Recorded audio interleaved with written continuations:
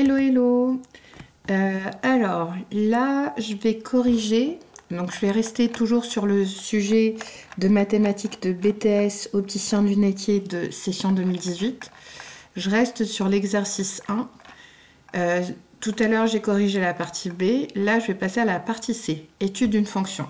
Du coup, on va étudier la fonction qui était solution de l'équation différentielle de la partie B. Du coup, dans cette partie, vous dit soit la fonction f définie sur l'intervalle 0 plus l'infini par f de x égale 200 exponentielle moins 0,6x plus 20. Dans cette partie, on modélise l'évolution du nombre de paires en centaines d'un certain type de lentilles de couleur vendues par l'entreprise Beausieux en fonction du rang x de l'année après 2010 par la fonction f. Donc x représente le rang de l'année, donc 0, 1, 2, 3, 4, 5, etc. f de x représente le nombre en centaines d'un type de lentilles de couleur qui ont été vendues. Genre, par exemple, on trouve f de, je sais pas, je dis f de 2 égale, je sais pas, 40. Du coup, ça veut dire que j'ai vendu 4000 paires de lentilles. Non, 4, je ne sais pas si c'est par paire ou en tout cas, c'est 4000. Donc à chaque fois, vous multipliez par 100 puisque c'est des centaines. Alors du coup, il vous dit un logiciel de calcul formel fournit les résultats suivants. Ces résultats sont admis et peuvent être utilisés dans les questions suivantes. Ça veut dire que ici, cette capture d'écran de GeoGebra, vous avez le droit de les utiliser sans justifier pourquoi. Donc moi, ce que je vous conseille de faire, sur votre sujet ou votre feuille de brouillon, vous commencez déjà par la première ligne. Il dit dérivée 200 nanani égale ça. Ça veut dire quoi? Ça veut dire que la dérivée de cette fonction, c'est ça. Donc je vais sur ma feuille, j'écris f' de x hop, égale moins 120 fois exponentielle. Alors, lui, c'est un coquin. Il a écrit moins 3 cinquièmes. Mais moins 3 cinquièmes, c'est moins 6 dixièmes en fait. Bah oui, si je simplifie par 2 en haut et en bas, je trouve moins 6 dixièmes. Et donc c'est moins 0,6. Donc c'est juste... voilà, je sais même pas si je cherche à piéger ou quoi que ce soit, mais quand même, vous devez faire attention et vous dire que moins 0,6, c'est 3 cinquièmes. Vous avez un doute, vous avez la calculatrice, prenez-la et testez. Donc, moins 3 cinquièmes, x, ou je peux écrire moins 0,6x si je veux rester dans la même écriture que tout à l'heure. Ok. Ensuite, intégrale. Alors, intégrale, c'est ce qu'on écrit ça. C'est ça, l'espèce de snake là, de serpent. Ça, c'est justement... C'est un autre nom de la primitive grand F de x. Donc, la primitive ou l'intégrale, c'est ça. C'est-à-dire, quand je cherche la primitive, donc petit rappel, quand je vais de gauche à droite, je dérive. C'est-à-dire, si je prends f, si je la dérive, je trouve f'.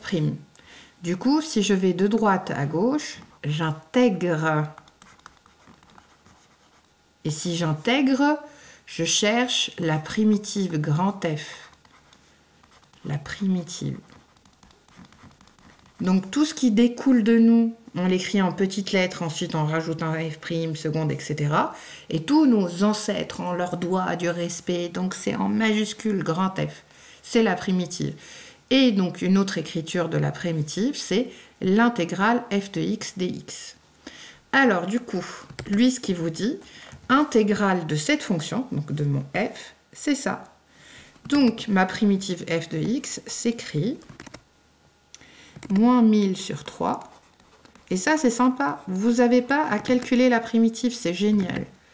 Exponentielle, moins 3 cinquièmes de x, ou moins 0,6x, c'est comme vous voulez, plus 20x, plus la constante d'intégration. Parce qu'à chaque fois que je remonte, ben, je paie des taxes. Et ces taxes-là, c'est cette constante-là.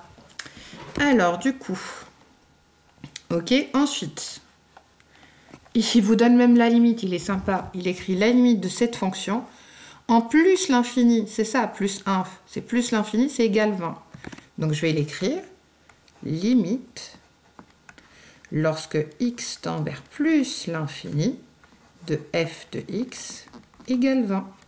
Donc ça, c'est la première astuce.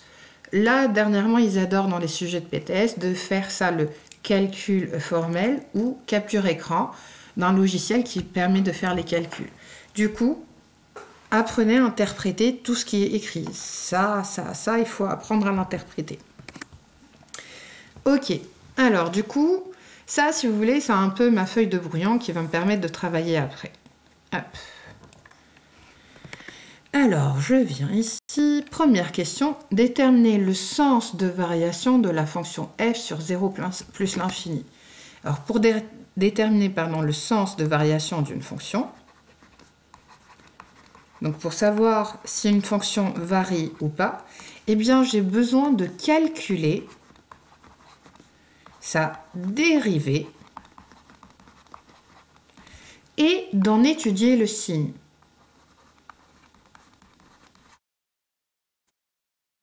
Normalement, première étape, je dois calculer la dérivée de f. Sauf que, oh, il est fort sympathique, je l'ai la dérivée. Donc, première étape, la dérivée f', je l'ai.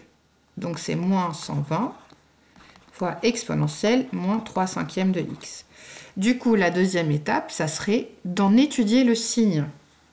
C'est-à-dire, donc ça c'est pour dire deuxièmement, savoir si mon f' de x, ma dérivée, est positive ou négative. Sauf que, qu'est-ce que nous savons sur l'exponentielle? L'exponentielle est une diva, et une diva, elle a toujours raison, c'est-à-dire qu'elle est toujours positive. Donc, on va écrire comme l'exponentielle est strictement positive sur toute R et surtout sur 0 plus l'infini, notre intervalle d'étude ici. Du coup, vu que lui, il est positif, mais là, j'ai moins 120.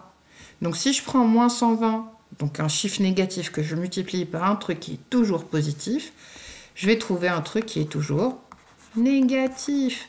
Ça veut dire que ma fonction est strictement négative. Quelle est la différence entre strictement et inférieur ou égal ou supérieur ou égal? Le strictement, ça veut dire qu'elle ne change jamais d'avis, elle ne change jamais de signe, elle ne change jamais de variation. Rappelez-vous que la dérivée, ce n'est autre que le coefficient directeur de la tangente à la courbe en tout point. Ça veut dire quoi? Je prends tous les points, les variables x. Je les mouline dans la fonction f, dans mon usine, dans ma machine f. J'obtiens des valeurs f de x qu'on note aussi y. Eh bien, à chaque fois que le x varie, je vais obtenir des valeurs y. Je fais quoi? Je prends une feuille, je trace les axes x et y et je représente des points. Quand je relie ces points-là, j'obtiens une courbe.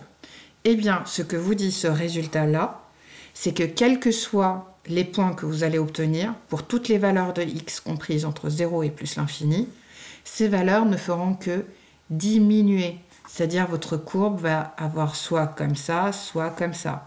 Ils vont faire que diminuer, ça ne va jamais augmenter.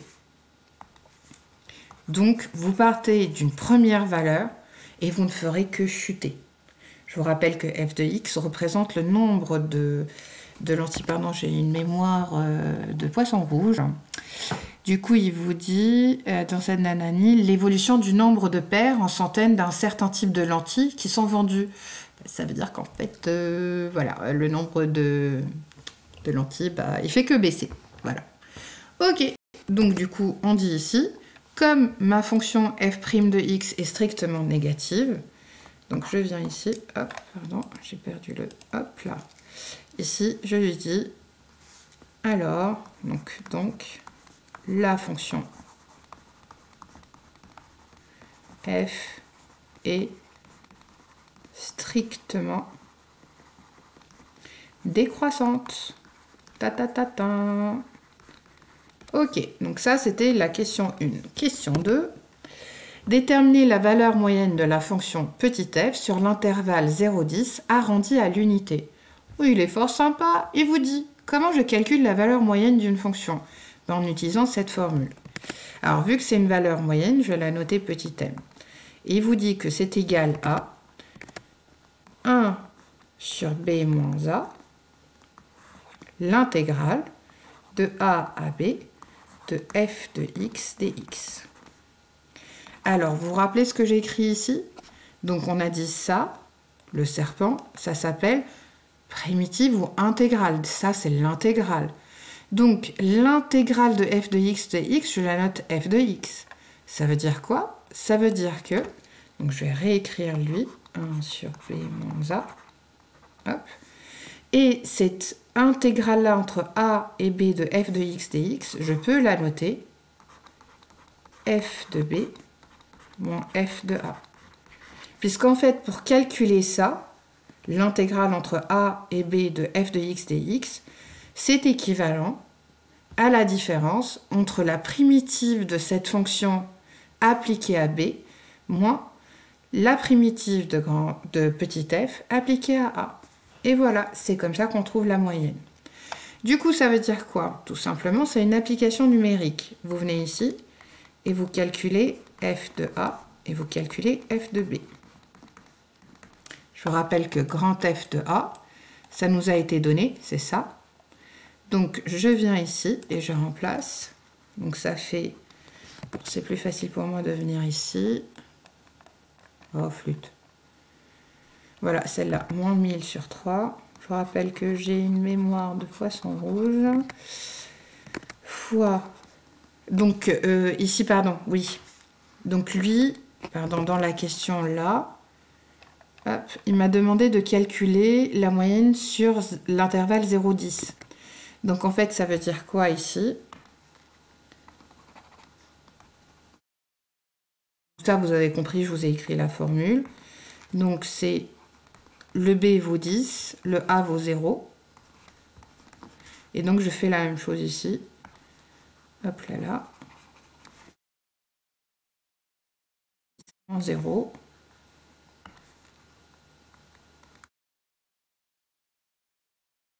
10, 0. Et donc ça veut dire que ici je dois calculer f de 0 et là f de 10. Alors on a dit exponentielle moins 3 cinquièmes fois 0 plus 20 fois 0 plus la constante c'est 1. C'est bien ça? Yes. Du coup, moins 1000 sur 3 fois exponentielle moins 3 fois 10 sur 5. C'est ça, plus 20 fois 10 plus C1. Et du coup, alors pour celle-là, donc ça c'est 0, donc il me reste moins 1000 sur 3 plus C1.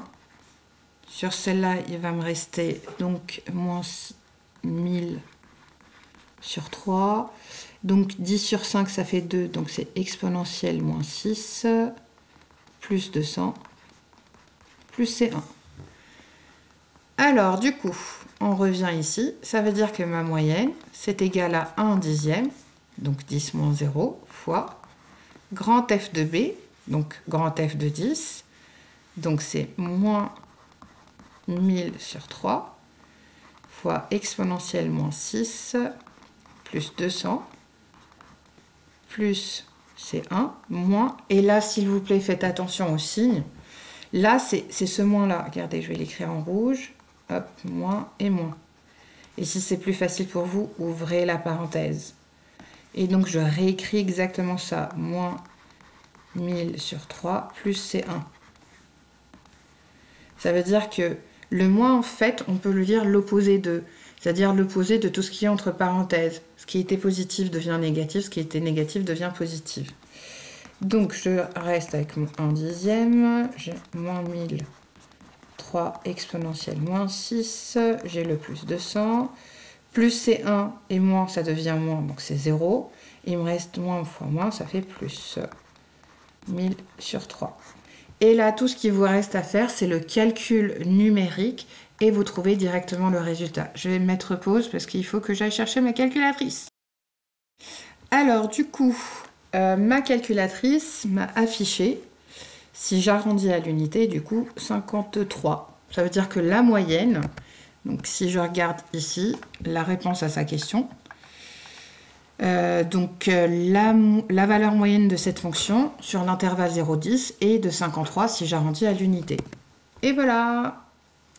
Donc ça, c'était la question 2. Hop. Non. Question 3. D'après le modèle étudié dans cette partie, le nombre de ventes annuelles de paires de ce type de lentilles de couleur peut-il être égal à 1500?